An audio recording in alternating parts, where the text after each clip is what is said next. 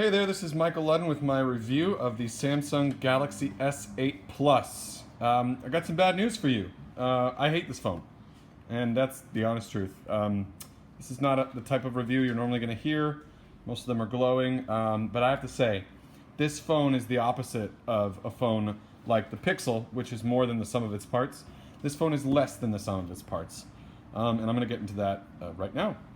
So as you can see, I dropped my phone and I cracked it. But generally speaking, I have to say the performance of the Corning Gorilla Glass 5 has been really terrible. It scratches and collects little, I'm not sure if you can see it in the video, little blemishes. Yeah, like you see that there, you see that there.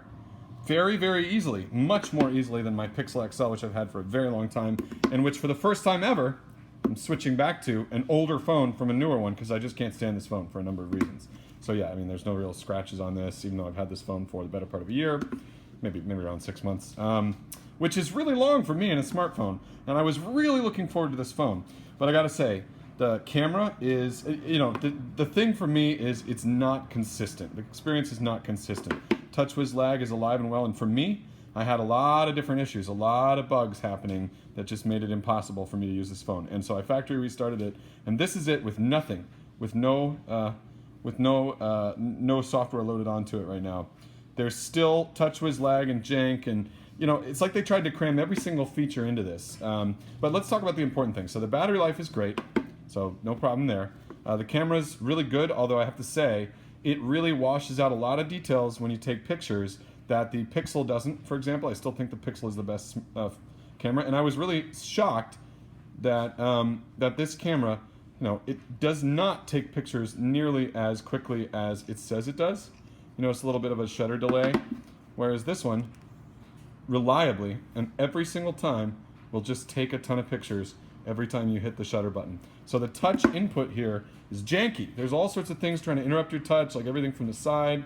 Oh, does that work? Okay, edge panels. And everything is non-intuitive, and they've added extra steps to almost everything. As a left-hander, the fingerprint scanner placement was not the worst, but I still can't use it reliably. It actually stopped functioning after a little while, for a little bit, and then mysteriously turned back on. But yeah, that's a problem. It's next to the camera, fingerprint smudges, and honestly, this form factor is great to look at. It's horrible to use. It's super tall, and I have ridiculously wide hands, so that should not be a problem. I mean, take a look at that. That's the Galaxy S8 Plus, right? And yet even me, I'm not sure what making it taller does, right? Like, it just makes it more difficult to reach the top. You don't need to make it taller, Samsung. You can make the screen shorter and make it all screen, and it would be much better for everybody. It literally serves no function. There are no videos that even work with this aspect ratio. Well, there are some. So it's an 18.5 by 9 aspect ratio. It's kind of a weird, not kind of, it is a weird one. Thankfully, they do have the headphone jack, and it's shipped with a pair of good earphones. It didn't fit right into my left ear, and after a while, it bugged out and stopped picking up people calling me. I've heard, or talking on the other line, although I can hear them. So the microphone stopped working for me. And by the way, I've heard that the call quality from people that I call with this is bad. It's just bad. So yeah, the camera's not great. It's not as consistent as the Pixel. It doesn't give you true-to-life pictures like the Pixel does.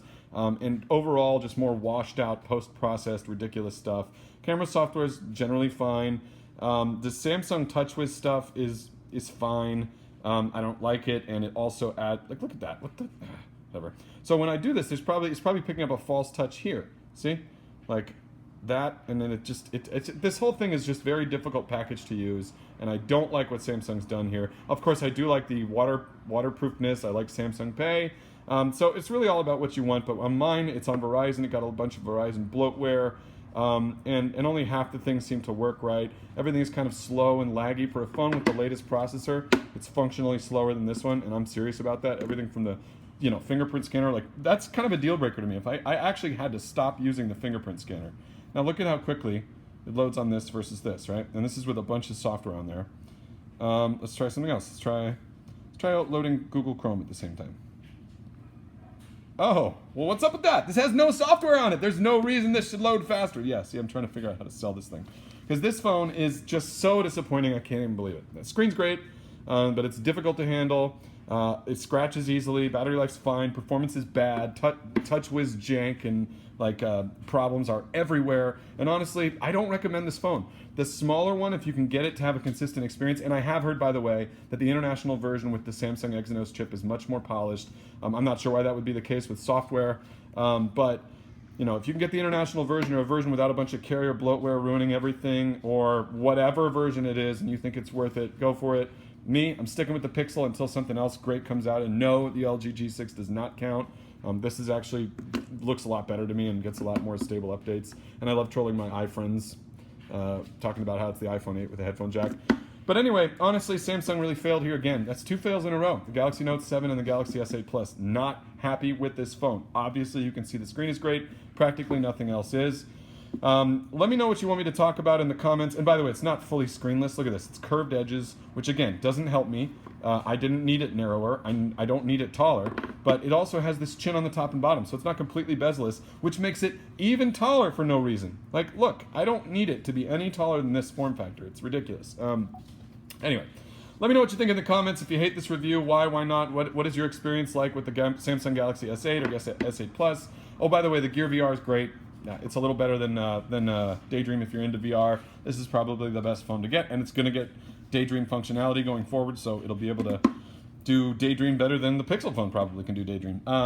But yeah, just not a big fan. I'm sorry, I know this probably shocks a lot of people, but I do not recommend buying this phone. It's super expensive. They do give you a lot of extras. I got the free Gear VR. I got the free 128 gigabyte or 64 gigabyte, I forget what it was, SD card, and a bunch of other stuff. But really, at the end of the day, I got to be able to use my phone every time I take it out of my pocket and have it work well. And this phone is way better at that than this, and this phone is way better at that than any other phone that I've ever used.